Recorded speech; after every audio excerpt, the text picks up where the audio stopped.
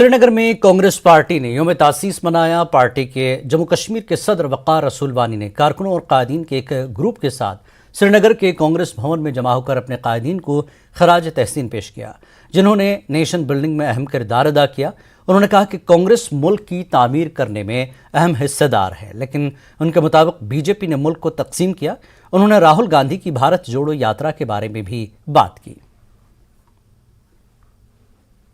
राहुल गांधी जी इसी नफरत को तोड़ करने के लिए, नफरत को ख़त्म करने के लिए, लोगों के दिलों को जोड़ने के लिए, लोगों को जोड़ने के लिए निकले हैं।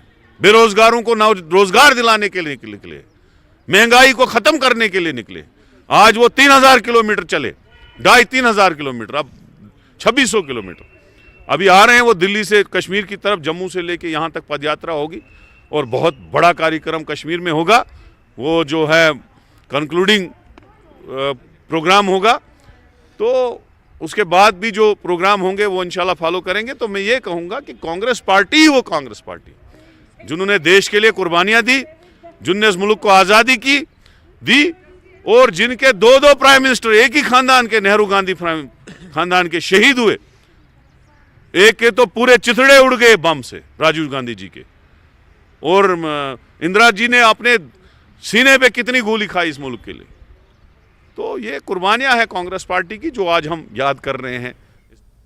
पीडीपी सदर महबूबा मुफ्ती के भारत जोड़ो यात्रा का हिस्सा बनने के फैसले पर रद्दमल जाहिर करते हुए जेकेपीसीसी के साबिक सदर जी मीर ने कहा कि भारत जोड़ो यात्रा एक कौमी यात्रा है और ये किसी खास पार्टी से वाबस्ता नहीं है। उन्होंने कहा कि वो एक ऐसे सेकुलर कायदीन और दीगर अफराद के शुक्रगुजार हैं जो इस यात्रा का हिस्सा बने हैं।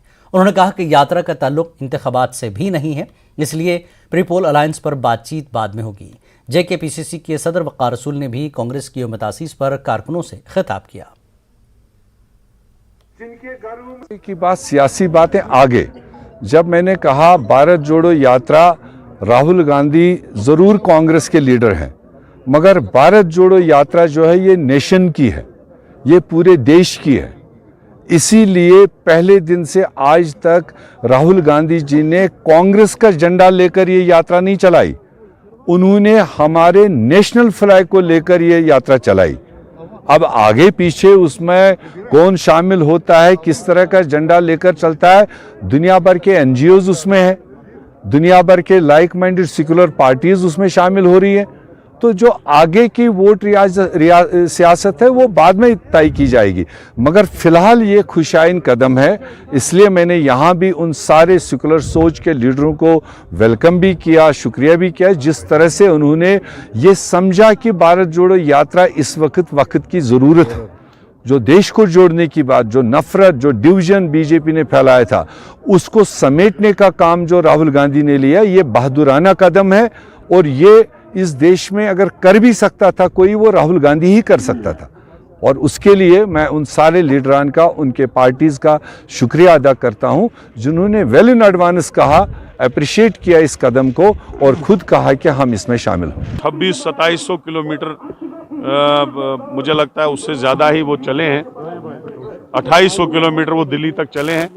अभी 2 तारीख से दिल्ली से यात्रा जो है रिज्यूम हो जाएगी और हम जम्मू कश्मीर में दिल की गहराइयों से उनका स्वागत करेंगे। जम्मू कश्मीर के लोग उनका इंतज़ार कर रहे हैं और जो इनके डिमांडें उठाई हैं यहाँ पे, बेरोज़गारों को रोज़गार दिलाने के लिए, महंगाई को ख़त्म करने के लिए और इस देश से नफ़रत को मिटाने के लिए, और चौथी डिमांड हम उसमें स्टेटहुड भी जोड़ रहे हैं और यहाँ पे इलेक्शन जो है वो जल्दी हो, ताकि जम्मू कश्मीर में भी डेमोक्रेटिक सिस्टम बाकी स्टेटों की तरह चले।